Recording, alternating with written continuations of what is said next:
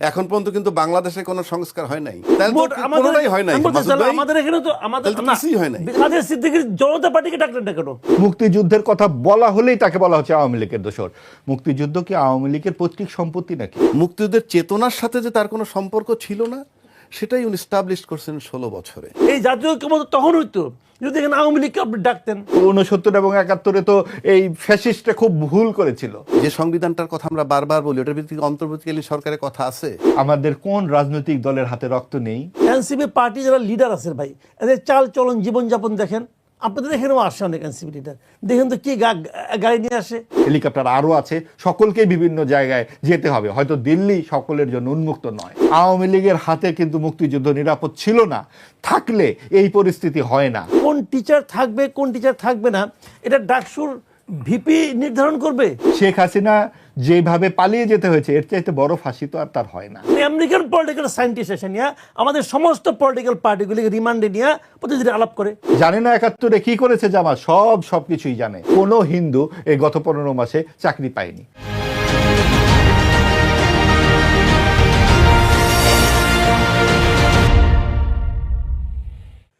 দর্শক স্বাগত কালের কণ্ঠে নিয়মিত অনুষ্ঠান কালের সংলাপে। আজ আমাদের সাথে আলোচনা এগিয়ে নিতে স্টুডিওতে উপস্থিত আছেন সিনিয়র সাংবাদিক ও কলামিস্ট মাসুদ কামাল, এবং তার পাশে আছেন রাজনৈতিক বিশ্লেষক আবু হেনা রাজ্জাকি, এবং সর্বশেষ আছেন সিনিয়র সাংবাদিক ও কলামিস্ট মাহবুব আজিজ। আপনাদের তিনজনকে স্বাগত কালের কণ্ঠের স্টুডিওতে। দর্শক, আজকে আমাদের আলোচনার বিষয় নির্ধারিত হয়েছে ভোট নিয়ে এত শঙ্কা কেন। শুরুতেই মাসুদ ভাই, আমি আপনার কাছে একটু আসতে চাই। জাতীয় নির্বাচনের ভোট নিয়ে ধারণা থাকলেও গ্রামীণ অঞ্চলের মানুষের কিন্তু এখনো গণভোট নিয়ে কম ধারণা আছে সেই অনুযায়ী।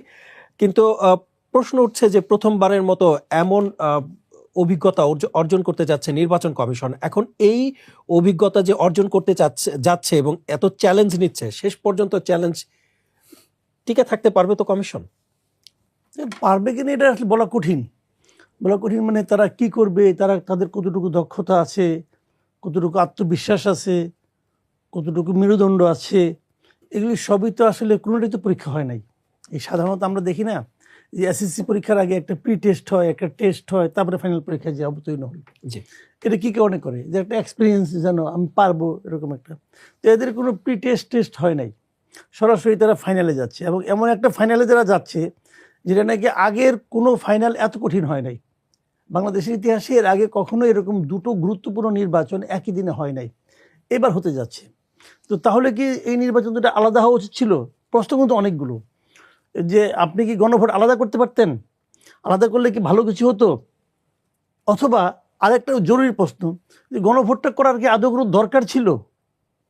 আমি কিন্তু এই তৃতীয় বক্তব্যের পক্ষের লোক। আমি মনে করি গণভোটটাই অর্থহীন একটা প্রজেক্ট। এটা কিছু লোকের গোয়ার্তমির কারণে এই জিনিসটা হচ্ছে, এবং গণভোটটা করার কোনোই প্রয়োজন ছিল না, এটার কোনোই অর্থ বহন করে না।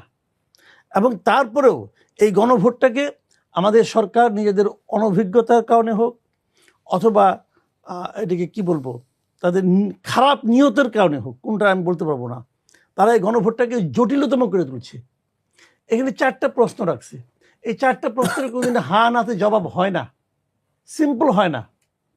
এখানে যে 1 নম্বরে যে প্রশ্নটা আছে, আমি একটু বলি আপনাকে। 1 নম্বর যে প্রশ্নটা আছে, সেখানে কিন্তু বলা হয়েছে আপনি কি এই সরকার, নির্বাচন কমিশন এবং সাংবিধানিক যে প্রতিষ্ঠানগুলো, সেগুলোতে এই জুলাই সনদ যেভাবে আছে এটাকে আপনি চান কিনা? তো ঠিক আছে, আপনার তত্ত্বাবধায়ক সরকার কীভাবে গঠিত হবে এটা নিয়ে সবাই একমত আছে, মানলাম। কিন্তু যে প্রক্রিয়ায় সাংবিধানিক সংস্থাগুলো গঠিত হবে, তার প্রত্যেকটাতে বিএনপির নোট অফ ডিসেন্ট আছে। এখন নোট অফ ডিসেন্টের মানে কি? বিএনপিটা চায় না। আর যদি বিএনপিটা না চায়, তাহলে ওইটার মধ্যে ওই সনদে যেটা আছে, ওটা যদি কেউ বিএনপির কোনো যদি হা ভোট দেয়, তাহলে কি হলো? বিএনপি যেটা না চায় সেটাকে হা ভোট দিতে হবে। জি, অবশ্যই। আবার বিএনপি যদি না ভোট দেয়, বিএনপি সবাইকে যদি বলে যে আমি তো এগুলি চাই নাই, এগুলি কিন্তু আমার নোট অফ ডিসেন্ট আছে। নোট অফ ডিসেন্ট মানে কিন্তু মানে পরিপূর্ণ আপত্তি, তারা এটা চাই না।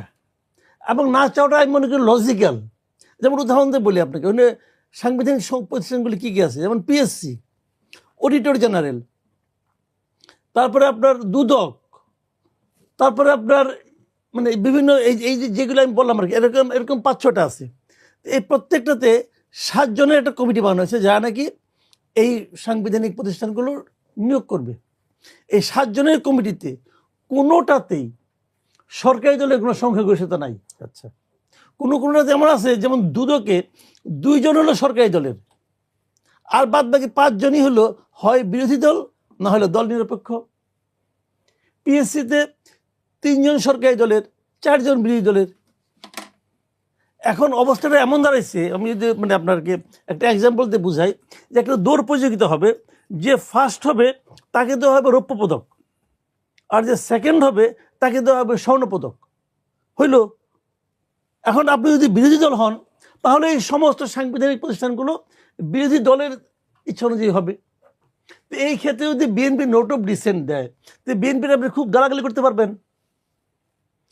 হয়তোবা হতে পারে যে গণতন্ত্রের স্বার্থে এটাই সবচেয়ে ভালো, হতে পারে, কিন্তু এরাও তো একটা পদ্ধতির মাধ্যমে রাজনীতি করতেছে, এরা তো এটা শুইনা দেখা বাস্তবায়ন করে অভ্যস্ত না। নোট অফ ডিসেন্ট দিছে, ভালো কথা। এখন কোশ্চেনটা হলো, বিএনপির সবাই যদি তাহলে ওর দলের কথা ভাই প্রথম কটাতে নোট মনে করি এটা তো আমি চাই না, তাহলে না দিলাম। এখন না দিলে কি হবে? এই জুলাই সনদে তো অনেক ভালো ভালো জিনিসও আছে, যেমন উচ্চকক্ষ আছে। উচ্চকক্ষটা আমি পার্সোনালি খুব পছন্দ করি। উচ্চকক্ষে পিয়ার পদ্ধতিতে হবে নির্বাচন, আমি এটাও পছন্দ করি। এখন যখন আপনি না দিয়ে দিবেন মানে প্রথম প্রশ্নের কারণে, তখন তো বাদ বাকি প্রশ্নগুলিও কিন্তু না হয়ে গেল। তো এটা তো ভাই হয় না। একাধিক অপশনের জন্য একটা হ্যাঁ অথবা না দেওয়া, আপনি সেটা সমাধান করবেন হয় না। এবং তার উপরে কথা হলো, এটা আপনি করতেছেন কেন? কথাটা আপনি করতেছেন কেন? করতেছেন এই কারণে, যখন একটা সংসদ আসবে, সেই সংসদকে আপনি বাধ্য করতেছেন যে তোমার এগুলি বাস্তবায়ন করতে হবে। এই জন্যই তো করতেছেন। সংসদকে আপনি বলবেন যে তোমরা সংসদ সদস্য নির্বাচিত হয়েছে বটে, কিন্তু জনগণ তোমাকে নির্বাচন করার পাশাপাশি তারা এটাও বলছে যে জুলাই সনদে যা যা আছে তোমাদের এগুলি মানতে হবে। আপনি এই জন্য করতেছেন, তাই তো? আচ্ছা, এখন আমি একটু পেছনে যাই। জুলাই সনদের এই যে গণভোটটা আপনি করলেন, এই গণভোটটা করার আদেশটা কে দিয়েছে? এটা কি আমাদের সংবিধান আছে? নাই। তো এটা কে দিল আদেশ? এটা হলো গিয়ে রাষ্ট্রপতি এটা অধ্যাদেশ জারি করছে যে এই অধ্যাদেশের বলে এই গণভোটটা হবে। ওকে, হবে। এই অধ্যাদেশটা যদি আগামী সংসদে রেটিফাই না হয়, তারা যদি বলে যে গণভোট করার কোনো দরকার নাই, অথবা এটা মনে করেন আগামী সংসদের প্রথম অধিবেশনে কিন্তু মানে প্রথম যে ইটা হবে মানে অধিবেশন না, মানে প্রথম যে কদিন থাকবে সংসদটা, এর মধ্যে কিন্তু এটাকে রেটিফাই করতে হবে, না হলে প্রশ্নের মুখে পড়ে যেত। এখন ধরেন ওরা এই প্রসঙ্গটা তুললো, এটা অনেক প্রসঙ্গ আছে।